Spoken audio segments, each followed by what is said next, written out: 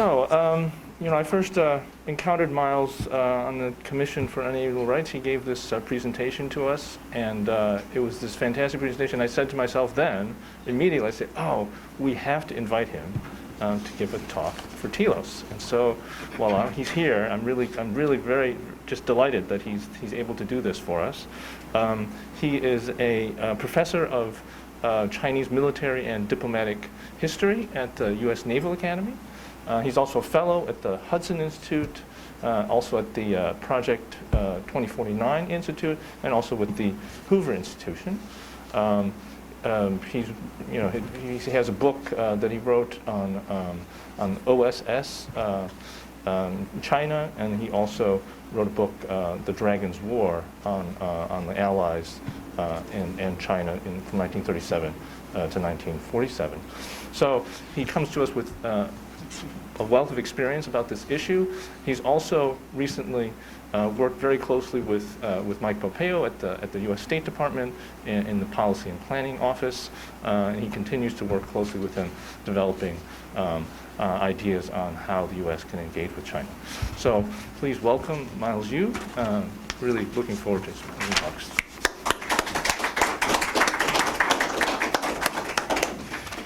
Thank you very much, and so it's a great honor for me to be here, and I don't know how to even say that name, Telos or Telos. So this is I know it's sounds very profound. It is very profound. I've been reading some materials. Somebody just told me a few minutes ago its etymology actually comes from the word teleology. So I said teleology, so I'm going to say Telos now.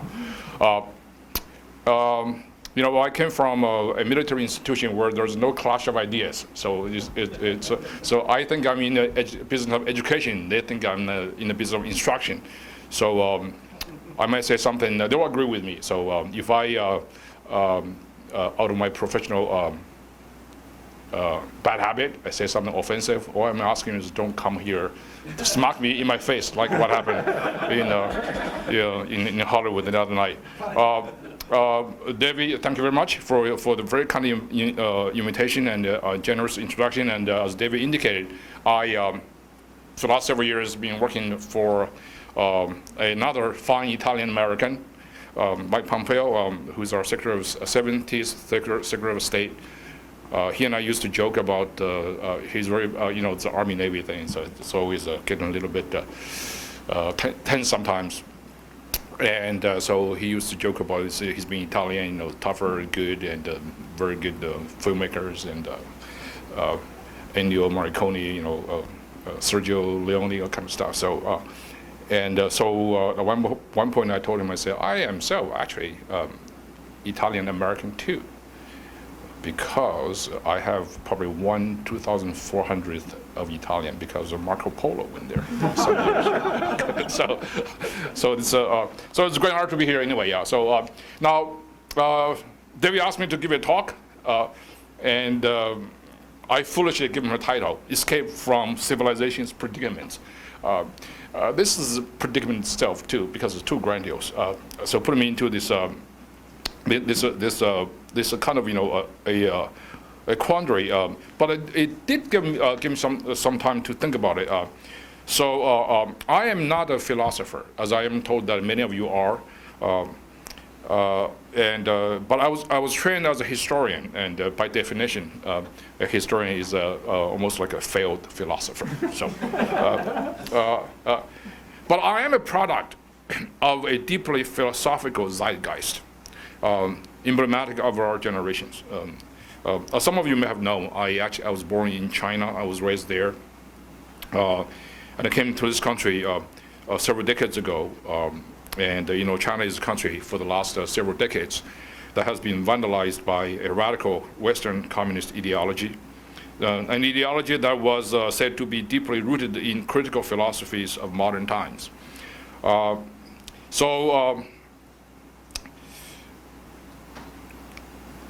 I mentioned about the title of this talk. The talk, one of the problem is that it centers on my predicament is centered on the definition of the word civilization. Civilization is a very ambiguous term to me. It became fashionable when evolutionist thinking became dominant since the late 18th century. It connotes a notion of advanced cultural achievements as opposed to the lower stages of human evolution, or as the 19th century anthropologist Henry Morgan said, from savagery to barbarism and then to civilization. When this interpretive framework in the age of European expansion became very popular, the civilizing West often was said to encounter the predicament of interacting with the less civilized regions, and for a prolonged period, these encounters were hailed as a noble and often exhilarating mission, a glorious epic struggle of civilization over darkness and backwardness. Nowadays, however, the notion of civilization has gone through a revolutionary redefinition. On one hand, there is this belief that all cultural civilizations are of equal value, and we are in fact living in a multicultural world without a value hierarchy. In other words, the world is flat. On the other hand, the old divides of cultural and religious boundaries still exist, and the contemporary world's conflicts and problems are often explained in terms of the clash of civilizations, an irreconcilable, uncompromising cycle of opposition and hostility along cultural, religious, and ethnic lines. I found this approach of defining world affairs and mankind's predicaments in terms of civilization identification quite inadequate sometimes. As many of us know, the word civilization originates from this Latin word civilis, meaning belonging to a society. It is a cultural definition assuming people who share the same value, aesthetic taste, religious and intellectual heritage would form unique and separate civilizational blocks and belong together. Thus, we often hear scholars refer to terms such as the Islamic civilization, the Chinese civilization, the Christian civilization, or the Confucian civilization, and so on. But this approach to understanding our world, it seems to me, is epistemologically flawed. Within the same civilizational block, for example, there are large communities that really do not belong at all. A Confucian civilization cannot explain the drastic differences between mainland China and Taiwan. North and South Korea are in the same civilizational block, yet they are completely different nations with opposite cultural and political realities. The same thing could be said of the former East and West Germany. The civilization approach is not only inadequate and epistemologically flawed, it can also aggravate old wounds and augment conflicts. The ongoing Ukraine tragedy is partly a result of this dangerous notion of civilizational belonging. Ukraine, or at least the Russian-speaking region of Ukraine, is believed by Vladimir Putin as belonging to a Moscow-centered Slavic civilization. This pronouncement of Russia's theoretical justification for aggression is appalling to many who share a cultural heritage with a powerful nation nearby, but nevertheless have developed their own political and national identity. 3 weeks ago, I was with Secretary Mike Pompeo in a visit to Singapore. It was at the height of Russia's war on Ukraine. If you ever work at the State Department or any other international organization, you will know that Singapore has been a master of getting along with all sides of international confrontation and never easily offending anyone. But not this time.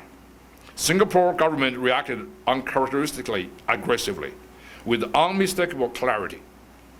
It was one of the first countries to impose sanctions on Russia. Deep inside Singapore's bold move is a profound fear of the Putin logic of civilizational belonging to be applied by China in Asia Pacific. More than any other countries in Southeast Asia, about 80% of Singaporeans are ethnic Chinese. Singapore's strong reaction to an event far away is therefore not only a manifestation of moral repulsion, but more of a practical strategic move against China a similar aggressor in Singapore's own backyard, a country with an insatiable appetite for treating all Chinese-speaking people worldwide as belonging to a Chinese civilization led by the Chinese Communist Party. Before we visit Singapore, we had spent 4 days in Taiwan. About 95 to 97% of Taiwanese are ethnic Chinese. As you can imagine, the reaction to Russia's Ukraine gambit caused a seismic shock in the island democracy, for the same reason Singapore had. Taiwan's reaction against Russia was extraordinarily tough, swift, and much stronger. The reason is that if Russia could invade Ukraine on account of protecting ethnic Russians in another country, China could do the same with the pretext of protecting ethnic Chinese or Chinese-speaking regions near and far. So why am I saying all this? Well, what I'm aiming for is to suggest a different way of understanding our world's predicament. Instead of using civilization as a yardstick and a category or a criteria, we probably use something different. So I suggest we use the concept of ideology. First of all, let me clarify what I mean by ideology, because ideology in Washington is a very loaded word. It harks back to some of the recent memory of confrontation and hostility. As you know, the word ideology came out of the French Revolution. Originally, it denotes a system of ideas that form the dominant principles under which a government and a society function. In Chinese, the word ideology, or 意识形态, literally means mode of consciousness, which is often coupled with the word superstructure, or 上层建筑. But in our modern usage, ideology has been most closely related to a totalitarian system of thoughts, particularly communism. Initially, the mid-19th century Marxists and communists used it to mean the political and the philosophical underpinnings of the means of production and the material foundation of a society. Today, this broad Marxist definition of ideology still applies, mostly in a philosophical sense. But in contemporary communist world, especially in China, ideology as a political system of ideas simply means the domains of political awareness that conforms to the thoughts of Marx, Lenin, Mao, and other correct communist leaders. Of course, not every part of the world outside of America and Europe is communist. For these non-communist regions, ideology can mean also the conceptual and intellectual sources of human behaviors and the government actions and policies. It deals with the fundamental non-material forces that animate and motivate a nation, a religious community, a government, or an ethnic group. The fact that we have not used ideology to understand the modern world, especially to understand the communist world, is surprising to me. My childhood and early adolescence were permeated with daily readings of the fundamentals of Karl Marx, Friedrich Engels, Vladimir Lenin, Joseph Stalin, and Mao, all of whom fancied themselves as profound political philosophers of their times, deeply involved in their proletarian heroic epic struggle against their reactionary bourgeois philosophy counterparts, such as Kant and Hegel. While many children here in the United States were consumed by the ethos and useful ennui of Tom Sawyer, Huckleberry Finn, and the heroes of Horatio Alger and Nancy Drew, I was reading the German ideology, the critique of Hegel's philosophy of right, the conditions of the working class in England, the state and revolution, the Communist Manifesto, the 18th Brumaire of Louis Bonaparte, the quotations of Chairman Mao, and my favorite is Mao Zedong's on Khrushchev's phony communism and its historical lessons for the world.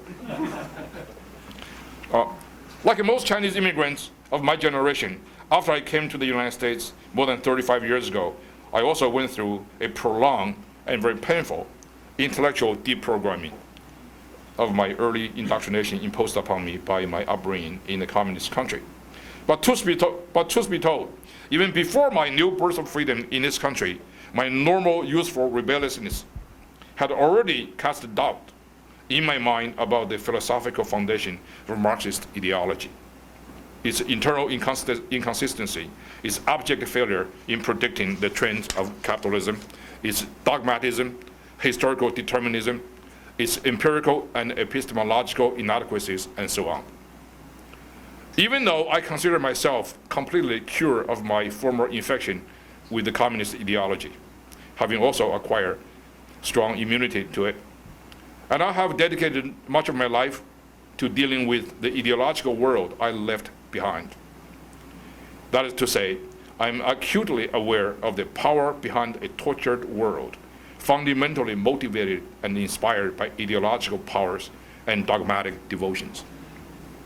By so doing, however, I have found that I put myself in an intellectual predicament of my own making. Truth is that I do not have many like-minded friends in this pursuit. I realize that America suffers from a severe case of poverty of ideology. Most people don't look at the world in terms of ideology, and we overwhelmingly base these worldly judgments on actions and deeds, but seldom on the ideological sources of these actions and deeds. It is the Amnesty International approach, which focuses on bad deeds, but not necessarily on why those bad deeds occur. I cannot explain exactly the reason for this peculiar phenomenon. One possible reason is that most Americans believe in the universality of human goodness because the country was founded on the noble creed that all men are created equal. By extension, if everyone is given a fair chance, all people will naturally behave the same.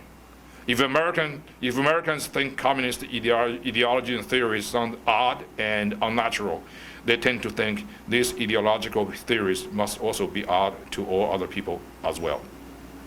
Moreover, the Cold War with the Soviet Union created a psychological resistance in American intelligentsia, as many Americans were genuinely scared of the war with the nuclear power. Political excesses such as McCarthyism created a backlash too among many ideologically untrained Americans. That's why, in my opinion, McCarthyism is one of the single biggest events that gave anti-communism in America a bad name. People who know the truth about communist ideology are afraid of pointing out the symbiosis between the radical ideology and the communist government's conduct, for fear of being accused of being an anti-communist McCarthyite. This poverty of ideology in the West has proved self-defeating when we deal with an ideologically charged outside world. It has led to abject failures in our foreign policy. Particularly devastating is to our China policy, as our national leaders and the leading intellectuals have not been able to adequately understand the fundamental symbiosis between communist ideologies and Chinese government policies and practices. George Kennan got this right about the similar symbiosis in the Soviet Union in 1946 and 47, but few have gotten this right on China. Western poverty of ideology also hampers our ability to effectively implement good policies as well. We all know the Trump administration correctly and courageously designated the Chinese Communist Party's atrocities in Xinjiang's Uyghur region a genocide. We went out our way to rally the world's support for our condemnations and sanctions against China's genocide in Xinjiang. Yet, we failed to get any Muslim majority nations to take an open stand with us in our collective pushback against Beijing's repression of their Muslim brothers and sisters. The reason is quite simple, because the US government's approach to Xinjiang was overwhelmingly focused on the deeds of the Chinese atrocities, but not the communist ideology behind the genocide. China's ultimate goal is to eradicate the Uyghurs' Islamic beliefs and ethnic identity. The Leninist state in Beijing locks the Uyghurs up by the millions in a massive concentration camp system, not just to physically torment them, but more importantly, to brainwash them and reform their thoughts into Marxism, Leninism, and the other communist theories. When we condemn China's deeds of repression, few Muslim majority countries care to join because some of them carry out physical repression of their own. But if we focus our effort on China's assault on Islamic religion in the Uyghur region, it will be much more effective, and it will be much harder for the ruling elites of many Muslim countries to ignore America's call for condemnation and sanctions against the Beijing's genocidal regime. Let me now spend a few minutes laying out how imperative it is for us to understand the singular importance of communist ideology in China's government functions. While most countries have a few fundamental principles, for the United States, for example, they include popular sovereignty, limited government, separation of powers, checks and balances, and federalism. Today's China still adheres to the official PRC fundamental principle laid out by Mao Zedong in 1954 that simply says, the force at the core that leads our cause is the Chinese Communist Party. The theoretical foundation that guides our thinking is Marxism-Leninism, unquote. In the 20th century, Marxist theories have gained even more prominence in China. Enabled by revolutionary information technologies, the Chinese Communist Party is saturating China's public and private spaces with intense and ceaseless nationwide indoctrination campaigns, extolling Marxism, Leninism, and the thoughts of major Chinese communist leaders. It would be wrong for me to fail to point out that while the general national ethos is to ignore the ideology factor as a preferred approach to foreign policies, Marxism and its many intellectual variations have been quite popular among American intelligentsia and American campuses.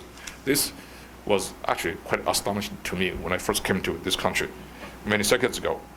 The first seminar I ever took in American college at the elite East Coast Liberal Arts College outside of Philadelphia was about dominant ideology, which was basically a reading seminar on anything written by the Italian communist Antonio Gramsci, who is in the news quite recently because of the theoretical framework Gramsci provided to the controversial critical race theory.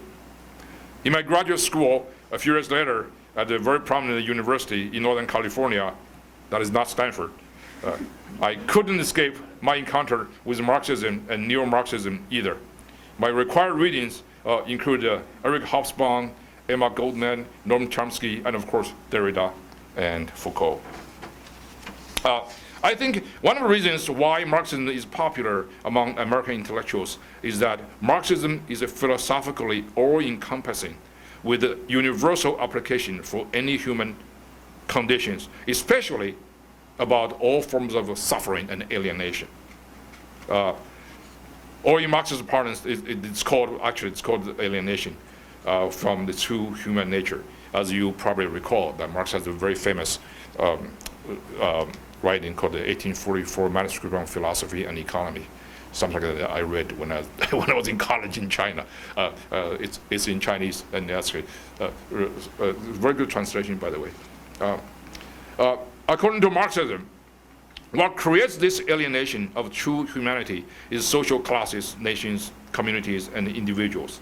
This theory of alienation thus engenders a staunch request by Marxists worldwide to find the ultimate emancipation from human predicaments and a soothing pathway for mankind to arrive at a primal oneness in peace and harmony. In other words, what Marx prescribes is a powerful promise of a state of unity of the entire human species in equality and harmony. Not just Western intellectuals are gullible to this deceptively attractive ideology. The Chinese intelligentsia, for the past 200 years also, have embarked on a similar relentless Marxist philosophical search for an all-encompassing world order of supreme harmony, free of all a priori human alienation as well. What has ailed China, according to this thinking, is not just the abject defeats in the Opium Wars, the Sino-Japanese Wars, and all the humiliating unequal treaties, but something much deeper. It is a Chinese systemic failure China desperately needs a cosmic system to solve all its problems. It's therefore a 体系 problem. When this Chinese sense of self-enriching alienation reached its zenith around the time of the Versailles Conference in 1919, the Chinese intelligentsia was thrilled beyond description to find the all-encompassing Marxist philosophy, a soothing system of thoughts that promises emancipation from all sorts of individual and national humiliation. My Hoover institution colleague, the consistently insightful Thomas Sowell, says it brilliantly in his seminal 1985 work, Marxism, Philosophy, and Economics. And I quote, "The Marxian vision took the overwhelming complexity of the real world and made the parts fall into place in a way that was intellectually exhilarating and confer such a sense of moral superiority that opponents could be simply labeled and dismissed as moral lepers or blind reactionaries. Marxism was and maintains a mighty instrument for the acquisition and maintenance of political power," unquote. This obsession with finding a universal order of harmony has manifested itself in our generation. Even after the collapse of the Soviet Communist Empire, Marxism as a state ideology may be finished in much of the world, but it has inspired a unique pursuit for universal oneness and cosmic harmony. You can see this from our rush to declare an end of history, the ultimate liberation of the entire world from our alienating Cold War of division, confrontation, and proxy wars. Francis Fukuyama famously and infamously wrote in the national interest on the occasion of Berlin Wall's downfall in 1989, and I quote, "What we may be witnessing is not just the end of the Cold War or the passing of a particular period of post-war history, but the end of history as such. That is, the end point of mankind's ideological evolution and the universalization of Western liberal democracy as the final form of human government," unquote. Even more sensational is the greatest observational philosopher of our times, the eminent thought leader Thomas Friedman of the New York Times, who in 2005 declared that the world is now flat.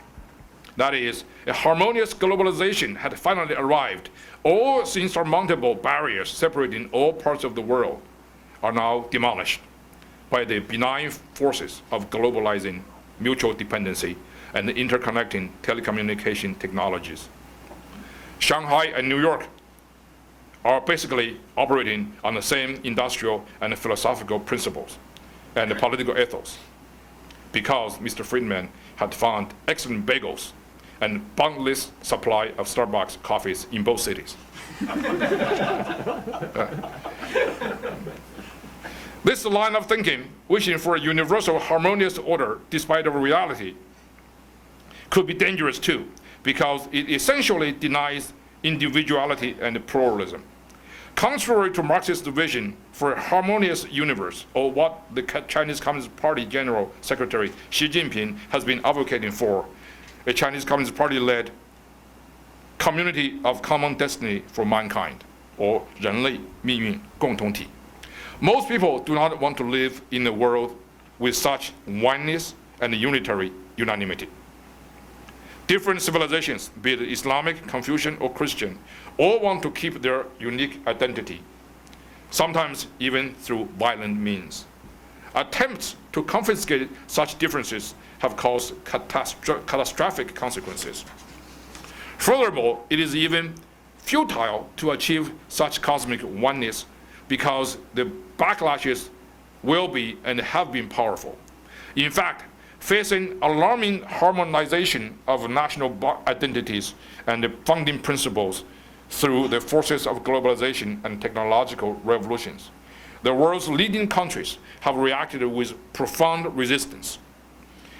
The momentous surge of Donald Trump in the 2016 election and the furious rise of Xi Jinping's Marxist-Leninist fundamentalism in China can both be interpreted as evidence of this wave of powerful pushbacks against such search for a globalized world order. The Trump phenomenon stressed America first, with a strong focus on America's 18th century founding.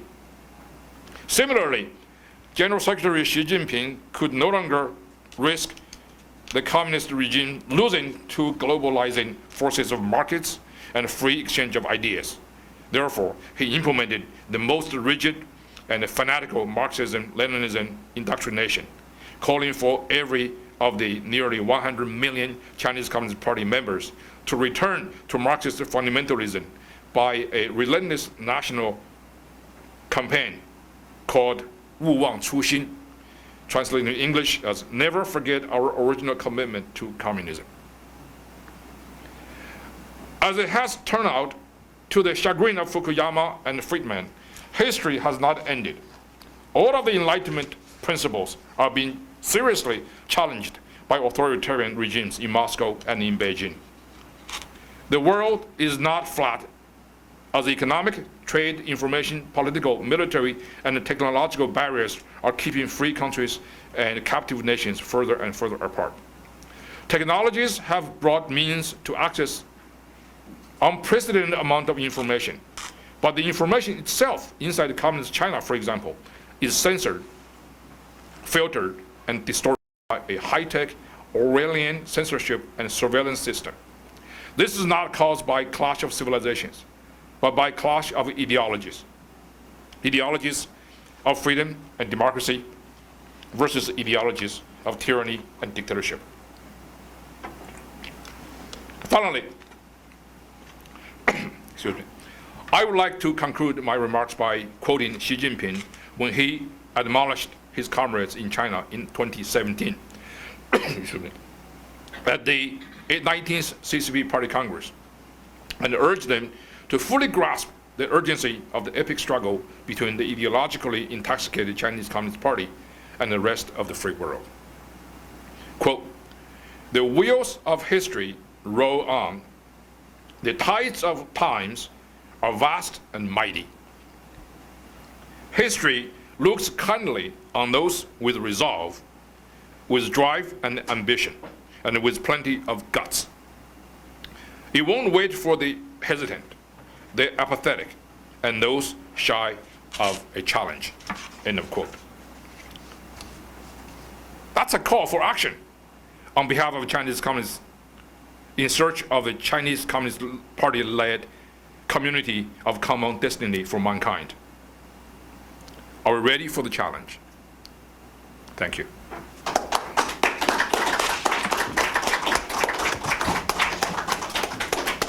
Thank you very much, Miles. Why don't you just, can you just Go restate the Okay, program? sure, absolutely. Yeah. Yeah. You can take questions. David, thank you very much. Miles, and thank you very much. Before you speak, maybe just introduce yourself. Oh, I'm sorry. I'm Mark Stallman. I'm the president of the Center for the Study of Digital Life, and I'll be speaking tomorrow afternoon at 2 p.m.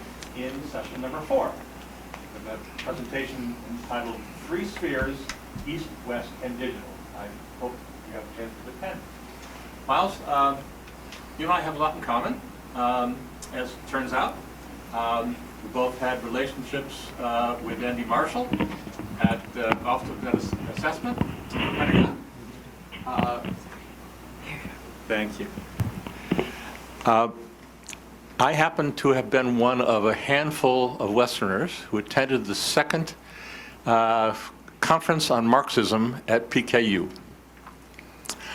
I took that opportunity to do two things. One of them was to try to have conversations with the Western Marxists who had been invited to dress things up.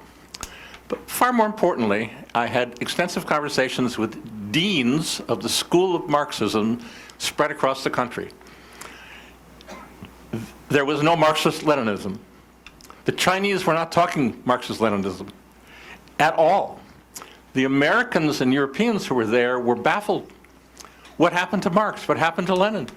So Marxism, as it has been crafted, based on my own experience, is quite different from what you have just described. Yeah. Could you explain that difference, please? Yeah, okay, first of all,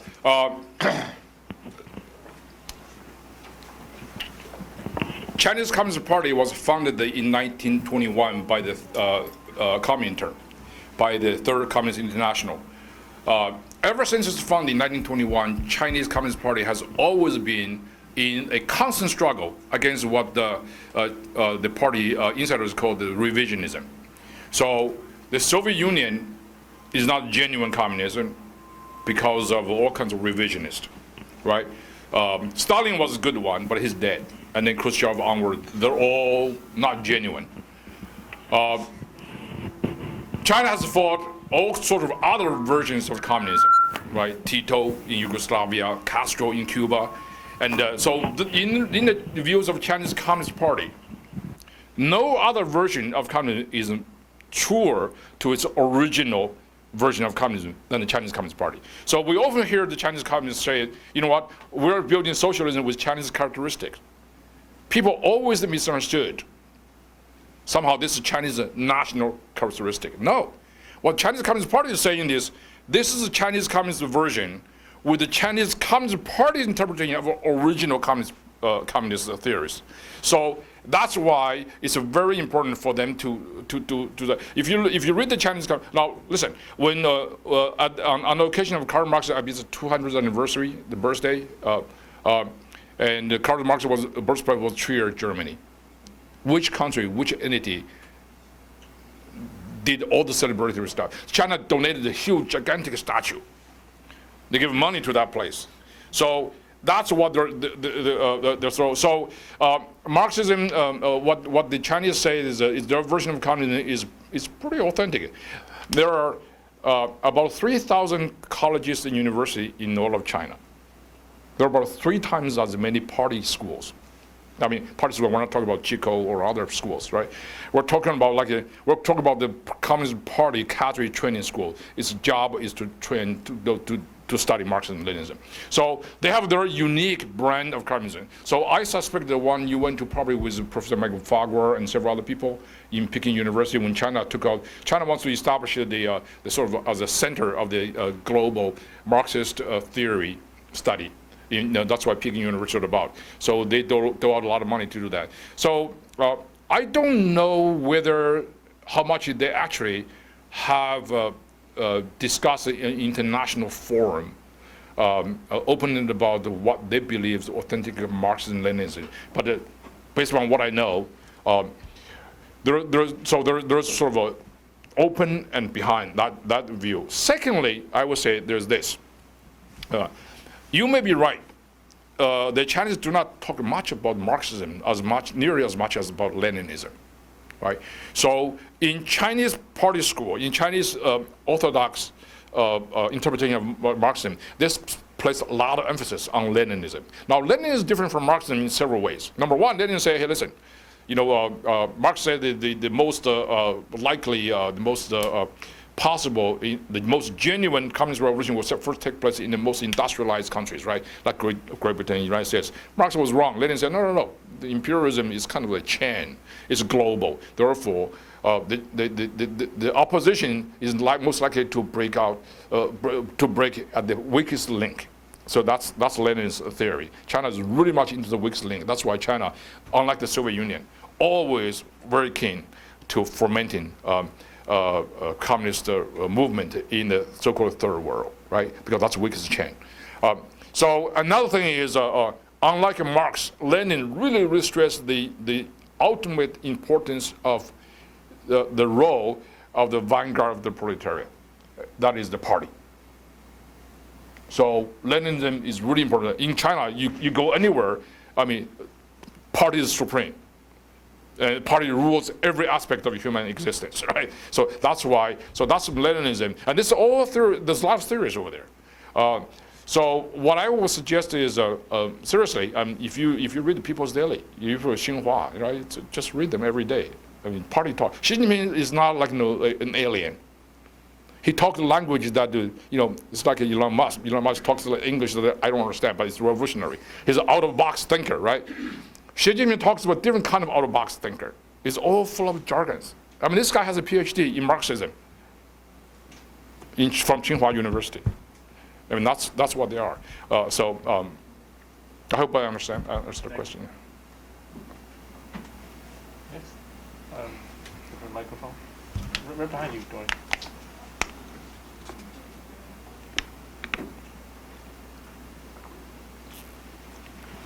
Thank you so much. I enjoyed very much your presentation. It has been very comprehensive. So there are many different topics, but maybe I would like to ask you, because you have been talking about the class of civilizations and then the class of ideologies. So I wanted to ask you whether you understand today's international context or a scenario, not just as a class of ideologies, but maybe as a class of power and domination. We have different ways of understanding the international society. So I think that we all believe in an international society that it's going to be built upon international organizations, cooperation. Maybe that's a little bit idealistic, no? And maybe what we're having now, it's civilizations, ideologies, but also power and domination, which perhaps put us back, you know, like we're in the 21st century, so we should be making some progress, and sometimes it feels like we're going backwards. So maybe you can tell us a little bit about your ideas. Thank you again. I really loved the presentation. Okay. Thank you. That's right. So there's a reason why I want to frame my presentation as a philosophical discourse, not a discussion about geopolitics and power. One of the most amazing books I've ever read about Marxism, in addition to those classics, is by the Polish writer Kolakowski. Kolakowski, remember the first sentence of his book, he said, Karl Marx is a German philosopher. That, to me, is an astonishing statement. He's not a communist. He's not a socialist. He's not a social scientist. He's a philosopher, right? So that's why I want to basically try to get as much of the sort of philosophical underpinning of the actions and the thirst for power, right? Now, if you want to talk about power, yes, they're all related, but that's a different domain. That's for something like an Association for Political Science convention, right? To talk about that kind of stuff. But I'll just give you one example. For example, the Chinese Communist Party leader Xi Jinping, he has been known in the West as a guy who has conducted an incredible amount of purges. Right?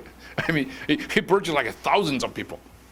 The entire high command in the People's Liberation Army from his predecessor are purged.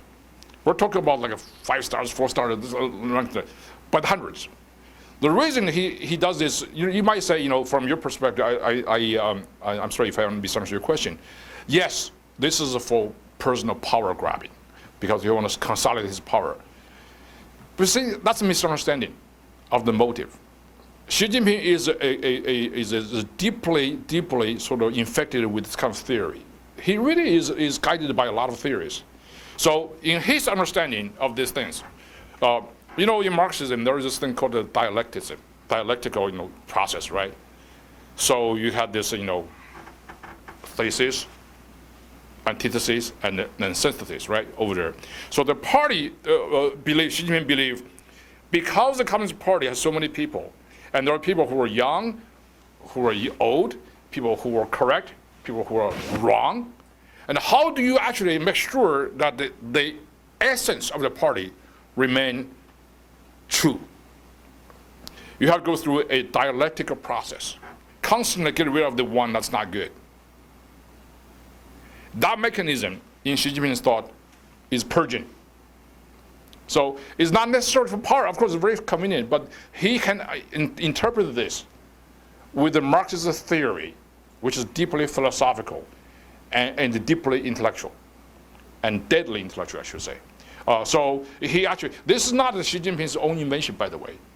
If you look at the history of the Communist parties, they're full of purges. I mean, this is different from, this is different from the kind of feudal communism. That's a phrase I just invented. Right? Like in Cuba or in North Korea, where the father died, the son took over, and the brother died, the older brother died, the younger brother took over. So that's different. That's a little bit feudal. In a more authentic and Leninistic state, like China, I mean, they really follow the ideas.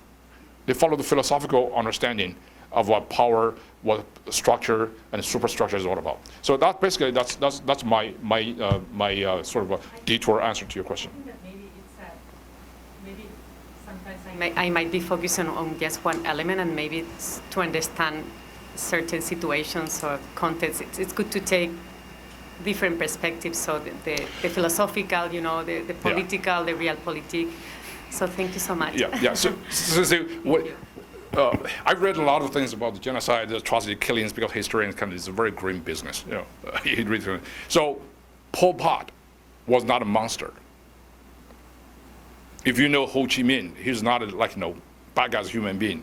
But those people designed their society that have enormous consequence based upon some very simple theories.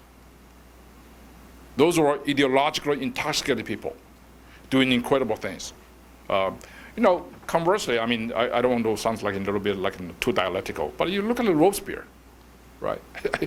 That guy is also, they created a dictatorship of virtues. So ideas matter. So individual power, yes, of course matters. Sometimes the mingle. Vladimir Putin, he did some terrible things, but he has some theories, some ideas, and that's why I'm trying to understand very hard. Okay, and that's why Putin was not a monster in the eyes of this powerful ideology. He's 85% popular approval rating in Russia right now. That means he actually was able to tap into some kind of national psyche that's much deeper than his personal ambition for power.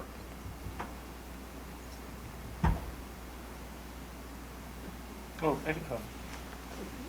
Could you just introduce yourself? I didn't get your name. No, but I am asking you to introduce yourself. I think he's asking you to introduce yourself. No. Your name? Oh, I'm Leah. Sorry. I'm sorry.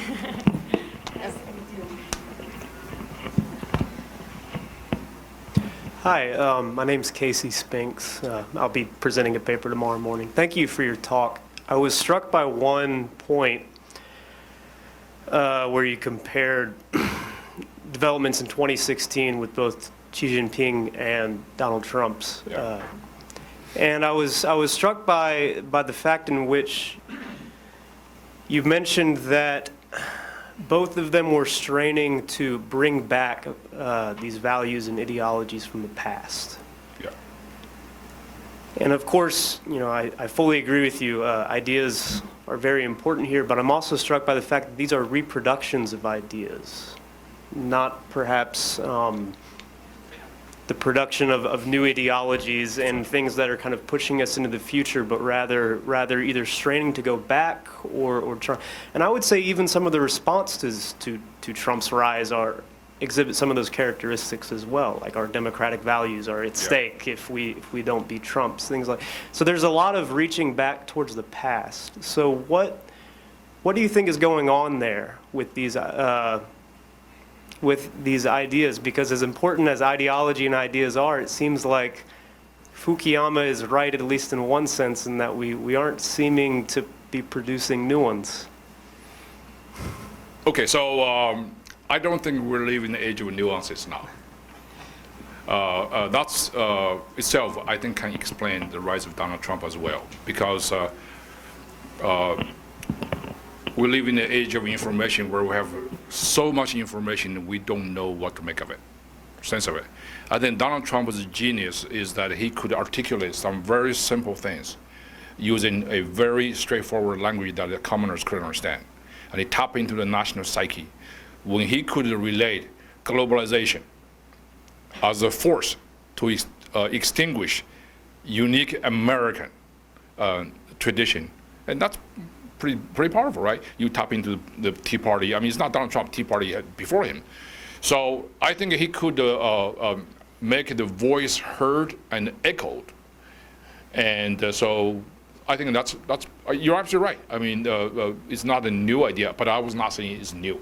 What I say is he tapped into the national psyche, and people have this anxiety.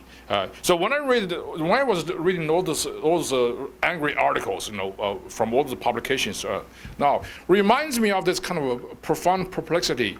Several generations ago, when I was in graduate school, one of the books I read which struck me most was The Education of Henry Adams. It's an amazing book, because that also was United States by that time, by the late, the end of the century, right, turn of the century, it went through this profound change of ethics, of ethos, and revolutionaries were no longer needed. The heroes of the society were no longer moralistic virtues and John Adams and James Madison. It's robber barons. It's people who have money, right? So those people go through all kinds of changes. And he was also profoundly perturbed by the rise of a different kind of a world order. Might makes it right. So the loss of like a moral argument, moral persuasion. And I think, Americans were profoundly troubled by those things, by globalizing forces and globalizing technologies. I think Trump was like that. But I don't want to get into trouble so that some of you can come back and smack me in my face because we're talking about Donald Trump in New York City. This is like, I'm trying to refrain from use another phrase that Joseph Conrad is famous for. Yeah.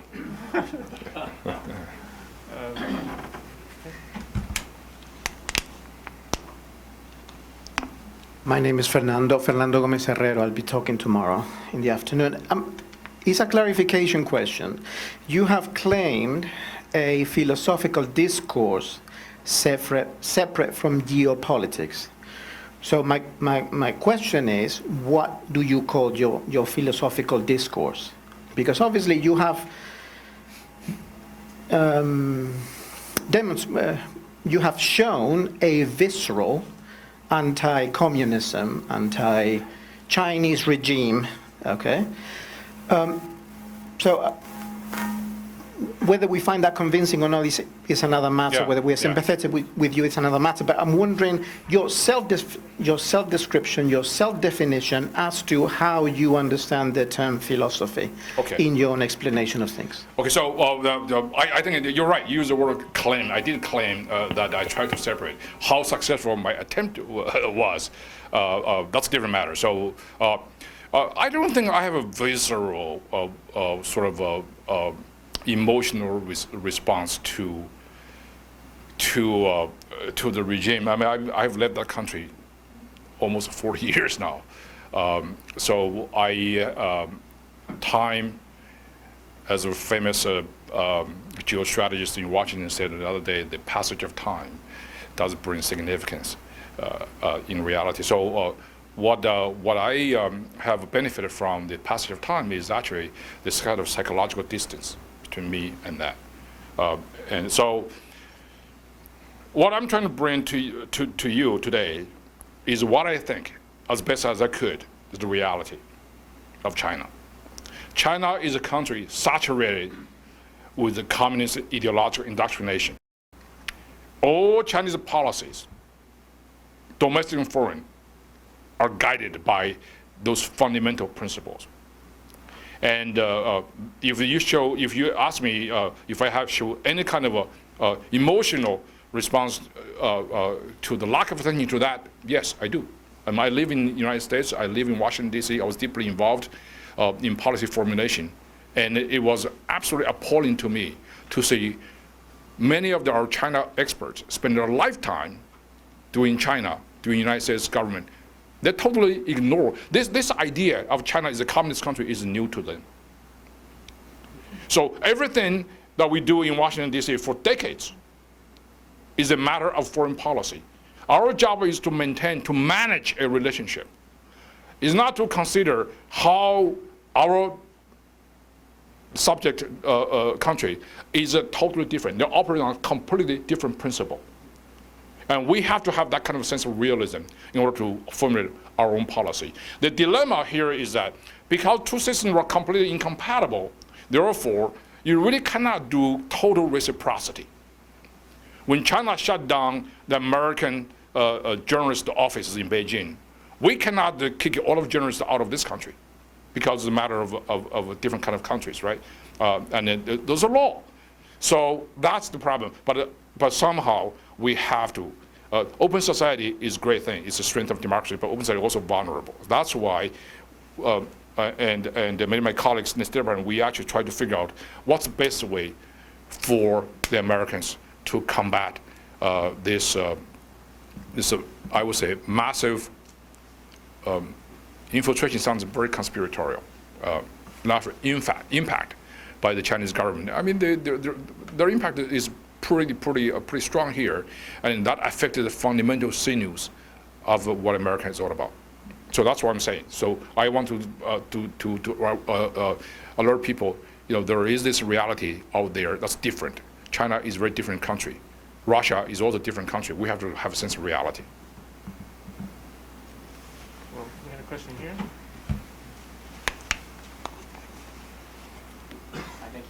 Good afternoon.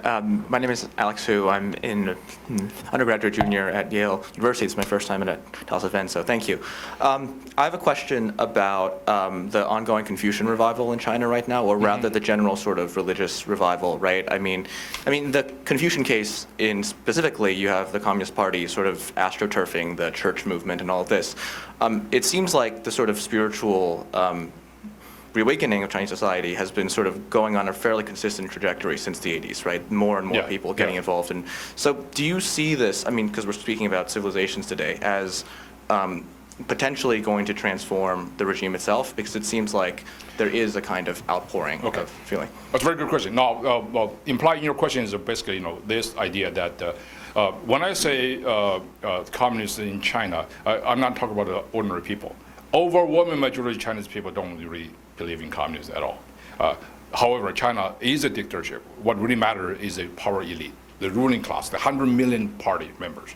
That's a power structure that monopolizes every aspect of Chinese life. So that's really powerful. So I'm talking about this hardcore people who really matter, right? So that's basically it. Now, the revival of Confucianism in China, it's true.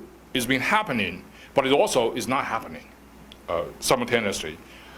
Confucianism is a very good, convenient way.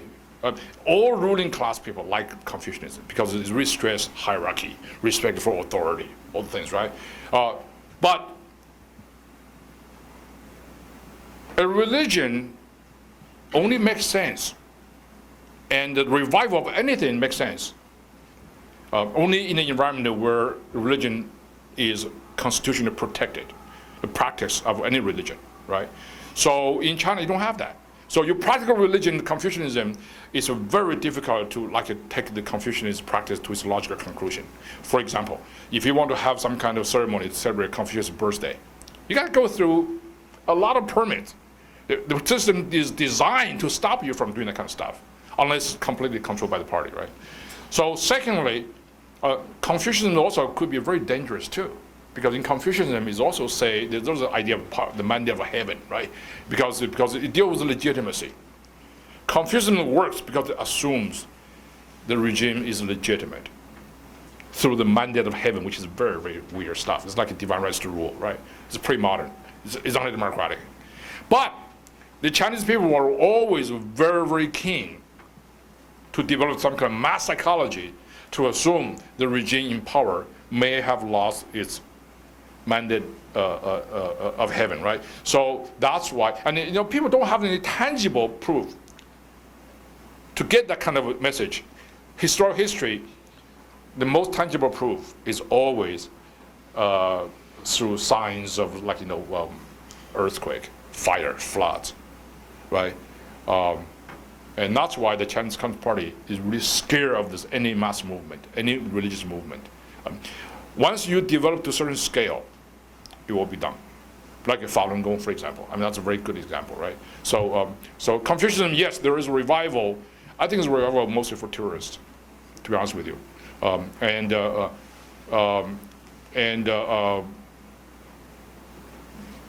There's only one good Confucian scholar that I can think of right now who can say something with a little bit of immunity.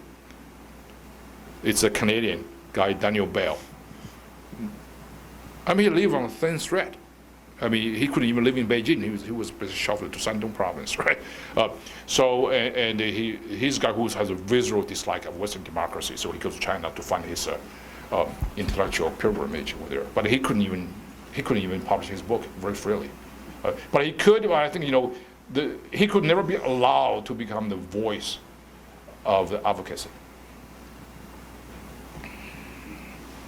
Russell? I'm Russell Berman. Miles, thanks for the talk. I'm still Russell Berman. Miles, thanks for the talk. Okay. I mean, you were talking about ideology, so I want to focus on the ideology question, Marxist ideology in China. But I was also struck by your reference to 2016. Another questioner raised that. It made sense to me. Trump and Xi Jinping in 2016 were both in different ways announcing their critique of the international order. Yeah. They were both making nationalist moves. Right? So my ideological question is, Marxism, from the beginning, from the Communist Manifesto, was a theory of globalization. The proletariat has no homeland. It was all about an international system. What happens to Marxism in China in particular when globalization breaks down?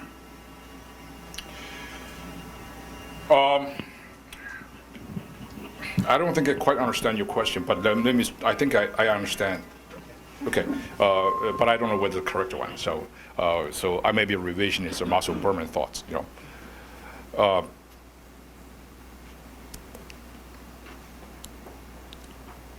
It's a great risk for the Chinese Communist Party to allow international capital to go to China.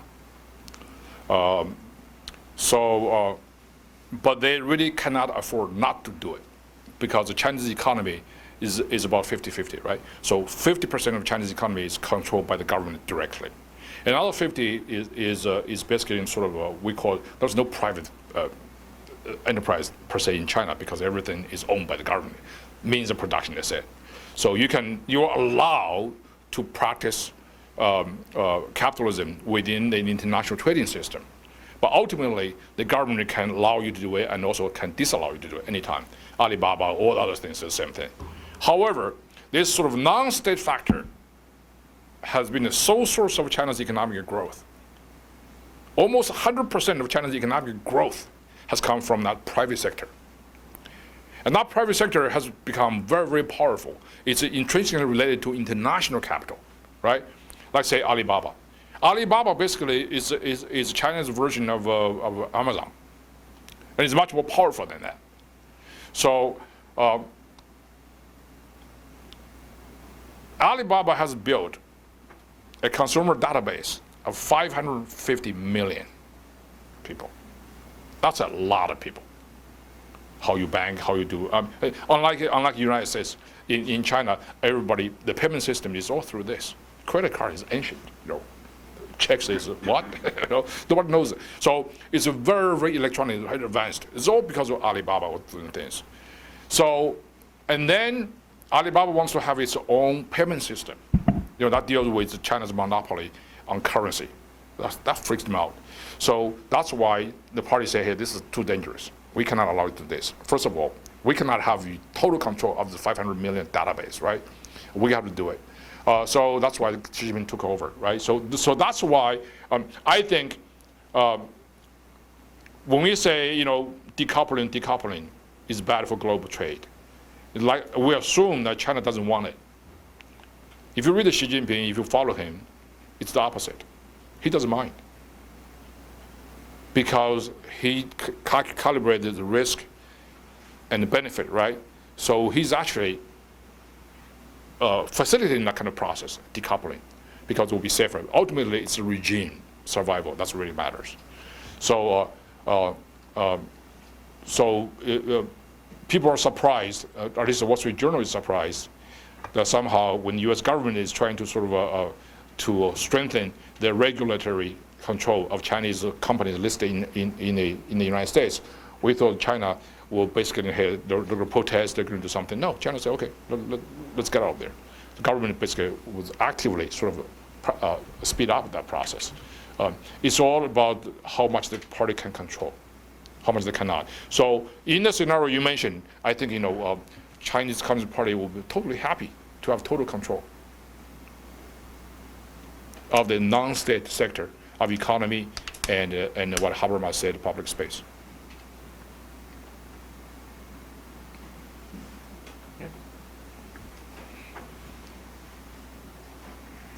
Thank you, Miles, for the wonderful talk. I think I just. Introduce yourself. Oh, yeah, I'm CJ Yao, Yao Sijia, from University of Nebraska-Lincoln. So it's wonderful to see you and talk, and it's really very intelligent and at the same time very humorous. No, you make me feel like I'm dead.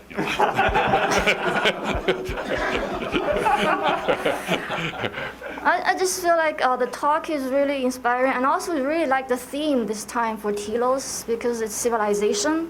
And I've been noticing actually Telos for years, and I'm always thinking like, oh, how can I participate? This is really the good chance for me to participate as a humanist, doing research on culture.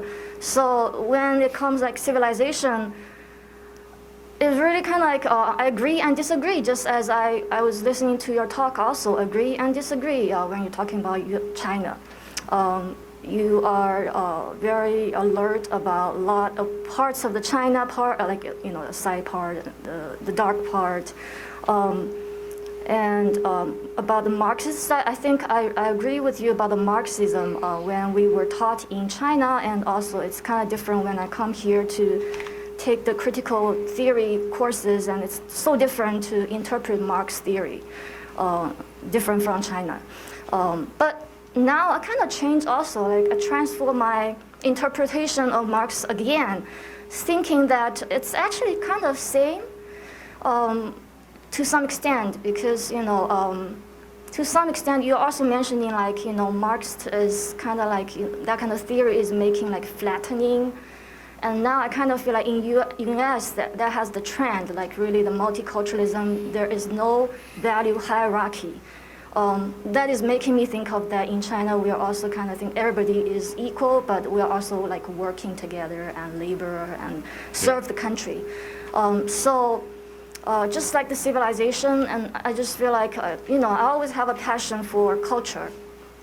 And this time I really kind of like have another thinking that, culture can also be, because, I like the four classics. Right? When I read the four classics in Chinese, I really like the four classics. But that's also part of the Chinese civilization. That's true, yeah. Yeah, but, it actually has nothing to do with culture or civilization itself. It's actually how you use them. Yeah. And I just it's so sad to see that culture is actually exploited and abused by some politics and some kind of ideologies. And I also have some things you're talking about, like ideology and civilization kind of have that link. But to be brief, my question is, so you criticize about China, and I'm just wondering if you can have some insight about the other side, US, because US is having this democracy and freedom, and I always think this is a great ideology. But it's also ideology. But any ideology has its weak spot.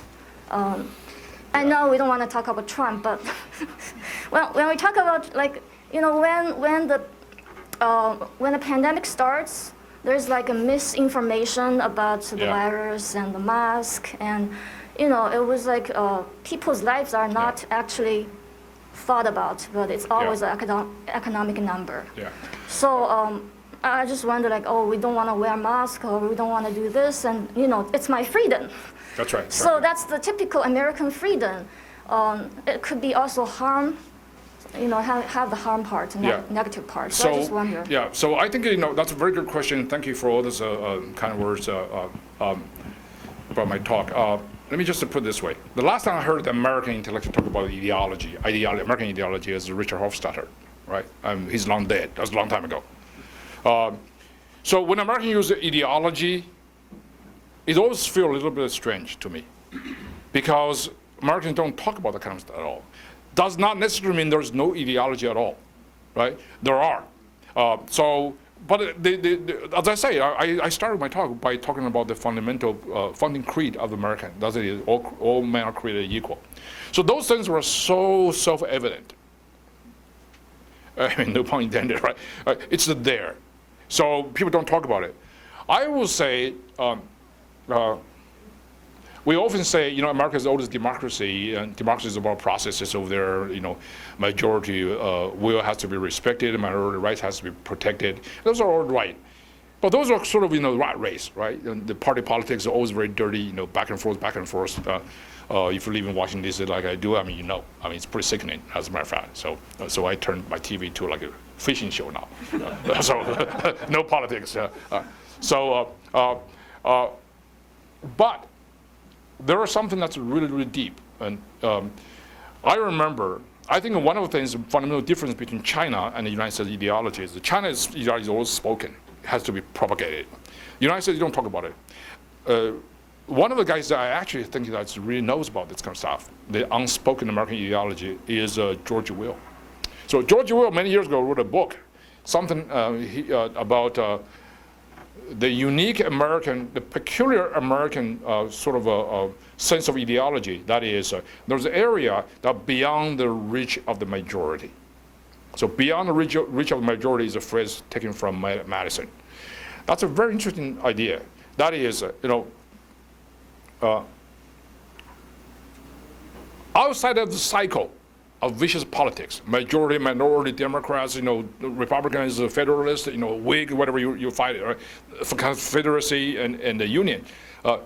There's something much higher than that. That's universal.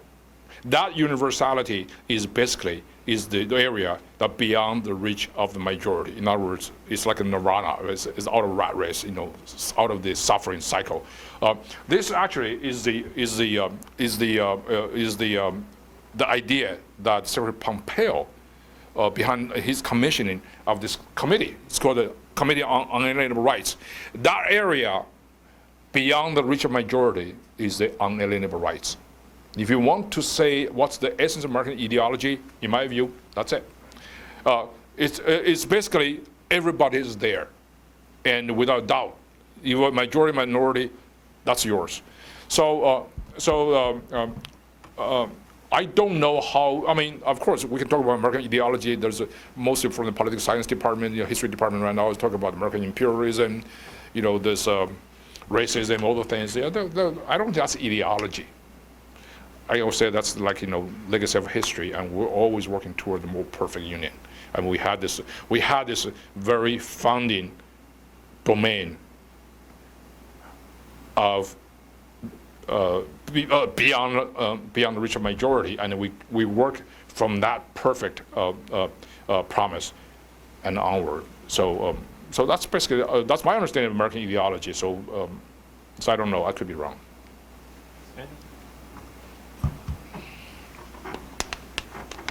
So much. Andrew Wender from University of Victoria in British Columbia. Thank you so much for your talk. The colleague just before me, in referencing the pandemic, was getting to one question that I wanted to ask. And if it's okay, I wanted to ask a follow-up to that, in addition with a very brief follow-up to Russell's question. So in two parts, I appreciate very much that your perspective is a philosophical one, your analysis is a philosophical one and not a geopolitical one. But I wanted to ask, from the perspective of how the philosophical argument is applied, what do you see as the ideological motivations for the Chinese government's policy approach to COVID? So zero COVID, for example. And if I could just add the follow-up to Russell's question very briefly, one of the implications I understood, or I personally took from Russell's question, is whether nationalism as such is part of the ideological blend or matrix for Beijing at present. Okay. So if it's okay to put those two questions out there. Thank you so much. Absolutely. So I'll be trying to be brief. Okay. That's a very good question. The philosophical, the ideological strand behind China's pandemic policy is very clear to me. Rather than treating this pandemic as an issue of public health, as a medical crisis of enormous consequences, the Chinese Communist Party, from beginning, with Xi Jinping's specific instruction, treated this as a very good opportunity to demonstrate the capability of Chinese Communist Party, the rightness of the party.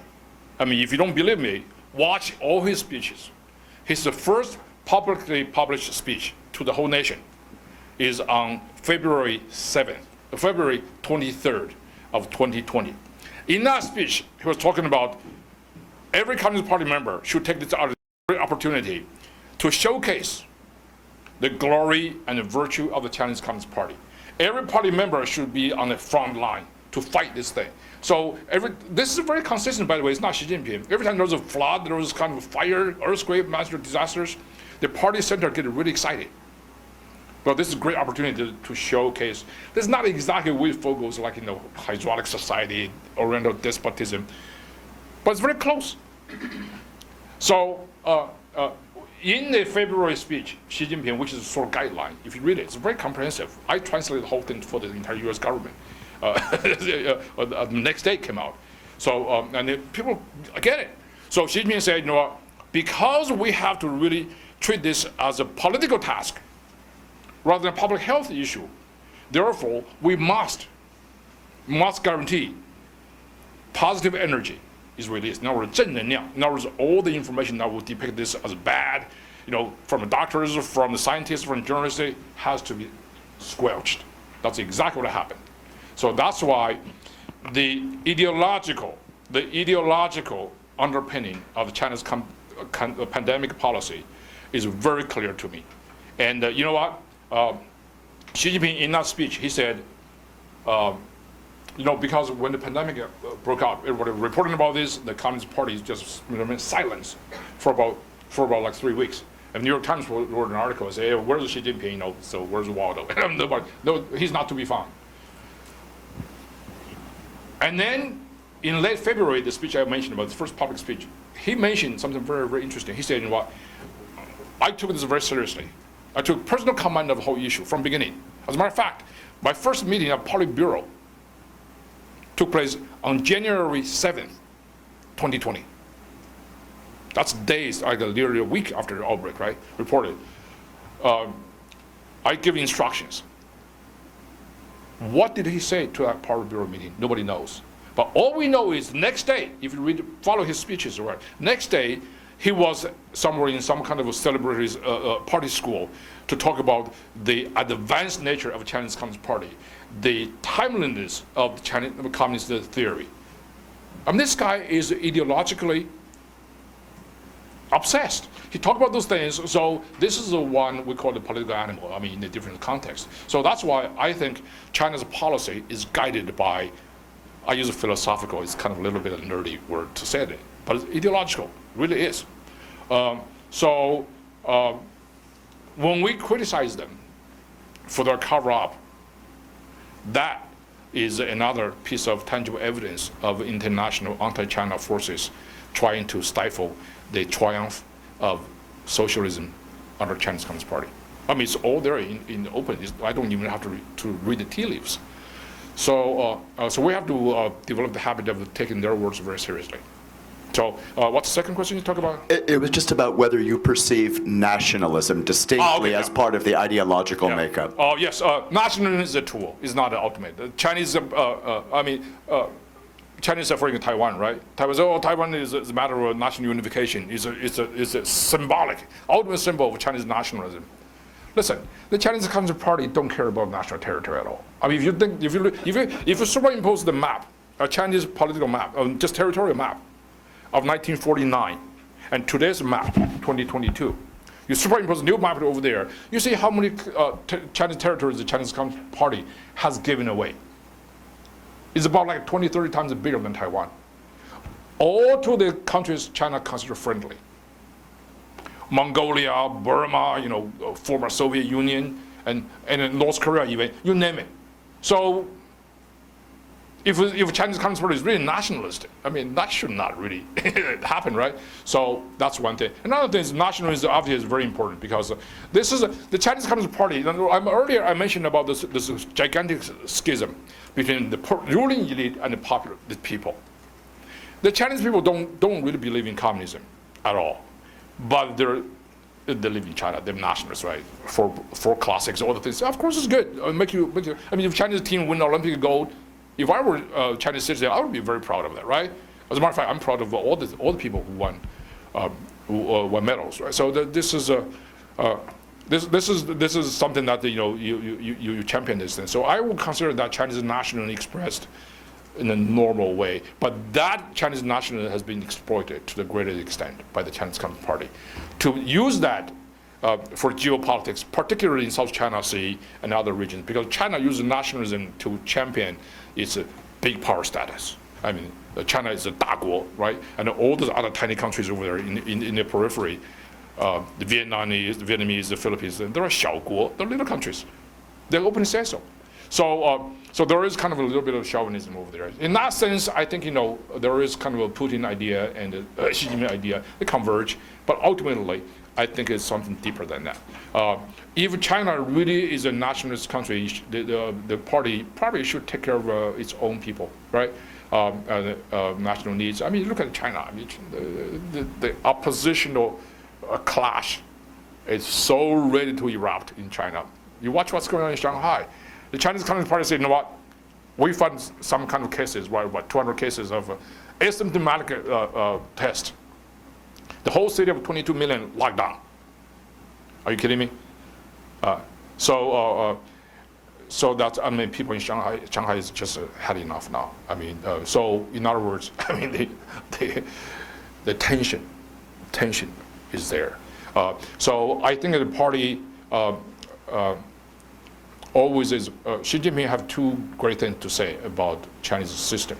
He said the reason China is doing great from his perspective in terms of COVID is because China has two advantages. One is the superiority of the socialist system. Secondly, is the glorious leadership of the Chinese Communist Party. When it does, by that he said, he could master enormous human and material resources to do big things. And he has a phrase for the 集中力量办大事. It's true. But once the power is so concentrated, it's so arbitrary, so it's not just to use this power to do big things, it's to do big, stupid things.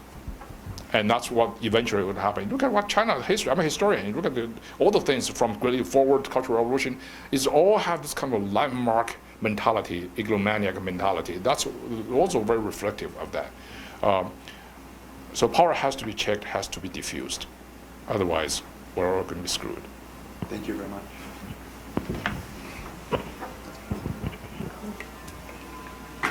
Sir, I think there is a question in our Zoom chat, so I will read it out loud. Great, thank you.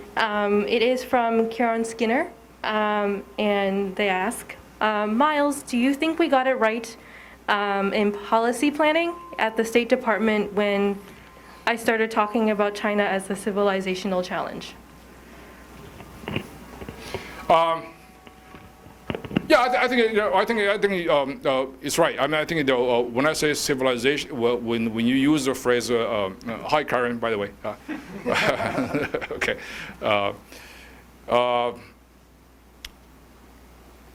I think a civilizational challenge is right because the word civilization is very, very often used to represent not necessarily in terms of ethnicity and culture, but also in terms of different kind of could be kind of ideological blocks as well. I mean, if you read, if you watch all the old films in the 40s and particularly the 50s, right? When we talk about Nazis, or talk about the Soviet rise in the 50s, we talk about this is about Western civilization. This is about civilization, way of life.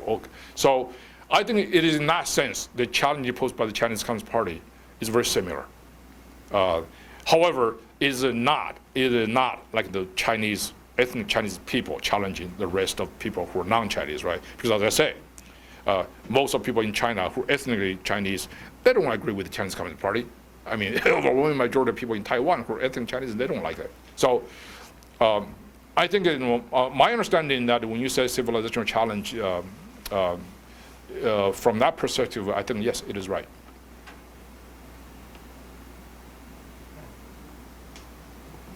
Other questions? Oh, right here. Hi, thanks so much. Mark Weiner from New Haven, Connecticut. Alex, we should talk afterwards. Just a question, if you could elaborate a little bit. Was it your claim that civilizational as opposed to ideological or explicitly philosophical thinking has been the basis for past State Department policy formation toward China. Could you give us a greater sense of that, if I understand it correctly? And if that's the case, how would you compare or contrast that with the intellectual tendency that undergirded policy formation toward the Soviet Union? So our policy toward the Soviet Union was formulated by different strands of intellectual considerations, right? First of all, you got this overall strategy, which is containment. That is proposed by George Kennan, right? So what Kennan says that, hey, listen, Soviet Union will behave very badly in 1940, 45, 46, 47, right? People don't understand why. So people say, hey, listen, Walter Lippmann, for example, say Soviet Union has its own legitimate security concern. Therefore, it must conquer all the countries in order to build this security buffer. So George Kennan said, no, that's all wrong. You guys don't understand the forces that animated Stalin. Why he had to do this. Remember that long telegram, does anybody know this, the title of the Mr. Askel? It's not about Soviet behavior.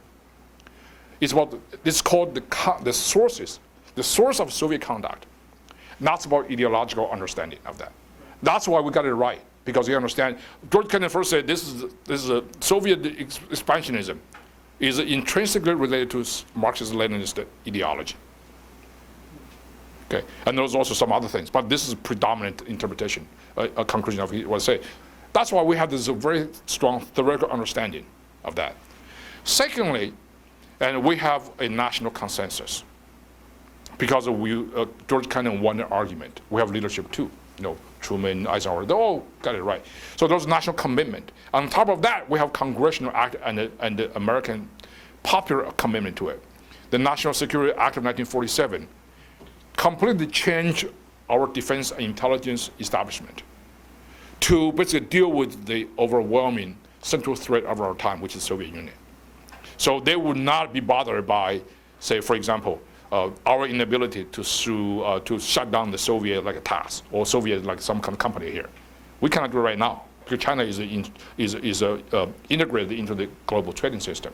We cannot even tell Google or Twitter to shut down any Chinese accounts, government accounts, right? We can't do that because this is different time. So that's why we got it right. Another factor which I think is very important is we have a great pool of right understanding about the nature of the Soviet regime from the immigrants of Eastern European and Soviet origin. They come over here, they brought an incredible amount of knowledge, and those knowledge were incorporated into American foreign policy formulation. You name it, right? Madeleine Albright just passed away, and her dad was a Czech diplomat who defected, who became an eminent Soviet expert, right, out of Colorado, who taught, among others, Constitutional rights, right? So everybody understand that. You got Brzezinski, all those guys, Kissinger, they have very good sort of old world wiles about the nature of the Soviet regime. And they all have this, have the kind of ideological training, I would say, grounding, right? Whatever they do, they understand. They can understand the regime not just from nationalist point of view, but also from ideological, philosophical, and intellectual perspective. That is very important. In our China policy, we used to have some of the stuff, but because of Vietnam War, because of McCarthyism, it was never that much. There's no immigrant voice, first of all, right? And then we had the 1972 framework. Richard Nixon and Henry Kissinger with China and struck a deal with China. So 1972 framework, which has been dominant in our China policy circle for more than half a century, which is fundamentally wrong. Because what that did was very geopolitical, right? It's basically, the deal was, the two key elements of the 1972 framework of US foreign policy toward China. One is we're going to engage China, engagement. The engagement in the hope that to induce change, to force China to make a change. If we say bring China into World Trade Organization, so the thinking is that China will behave like a responsible person, right? Entity, a factor, and then we treat them like there's always bring China into the bring China into the community of nations. That's the idea. Now, I mean, forgive me for saying this, but that's a very 19th century missionary sort of thinking, right? China always needs to be led into salvation by somebody from outside. But that really soothes our soul, so we're comfortable with that. Secondly, the 1972 framework is fundamentally non-ideological. The deal was that we're going to seek common interest. U.S. China will benefit together. It's called a win-win. So the fundamental framework of U.S.-China relationship is just a matter of trade-off, mutual trade-off of interest, right? About those major areas that we're not going to agree on, human rights, communist ideology, intellectual property right, Taiwan, all the other issues, unpleasant issues, we're not going to talk about it. Chinese is called a 求同存异, right? Seeking common interest, cast aside differences. So as a result, for nearly 5 decades, we don't talk about the issues that really matter. About our national security, about our conscience, about our morality. China got away with egregious violation of all sorts of things, but then we do have some common interest. China knows that, but this common interest will be used by the Chinese government as leverage, either in the Vietnam War, because we need China to get out of quagmire there, or in our dealings with nuclear threats from North Korea or Iran. China always play cards. So we are very smart about how clever we are putting the China card against Soviet Union. It has always been the case that China played the US card much, much more successfully. And we have a permanent class of China lobbyists in this country who have influenced our foreign policy formulation toward China just tremendously. And I think Trump administration, I don't want to brag about it, but we definitely minimize those impact. So I think, I'm very proud of being part of that process, and along with Russell and Chiron and several other people in the policy planning. We did, it was a good run. I enjoyed it. I wish the train ride would be longer, maybe 4 years longer. Yeah. Just as a follow-up, just so I understand. So it's the international political settlement of 1972 that is in some sense the origin of the non-ideological thinking of today in relation to China. That's right. That's right. So that's basically, that's kind of a peculiar Chinese version of history is over, right? The end of history. So 1972 is ended. So that's why when we say, hey, listen, Berlin Wall came down, therefore no more communism. Wait a second, there was a huge communist party there. I mean, it's pretty communist to me. So for those of us who grew up there, I mean, it's pretty obvious, right? But it's not in America's collective consciousness, particularly in the policy elite circle. Well, we're at the end of our time. I would like to thank Miles again for a fantastic talk. Great discussion as well. Yeah?